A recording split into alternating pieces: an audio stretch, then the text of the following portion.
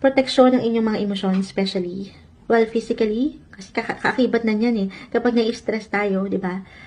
Minsan, ang draining din, nakaka-drain din, nakaka-stress din physically, ramdam din. So, bigyan nyo lang ng proteksyon, patuloy na proteksyon ng inyong mga sarili. Ang inyong mga isipan, instinct, huwag kayong magpatalo. Sa kung ano man, minsan, wala tayong higit na kalaban kundi ang ating sarili, ang ating emosyon, kung paano natin tinitingnan ng mga bagay-bagay. Ayan, proteksyonan nyo sa ilang nega, sa ilang, alam nyo, hindi makakatulong para sa inyo.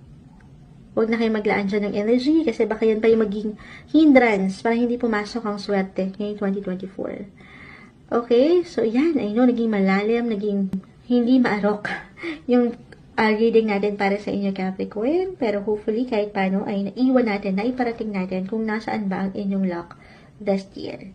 Pagdating,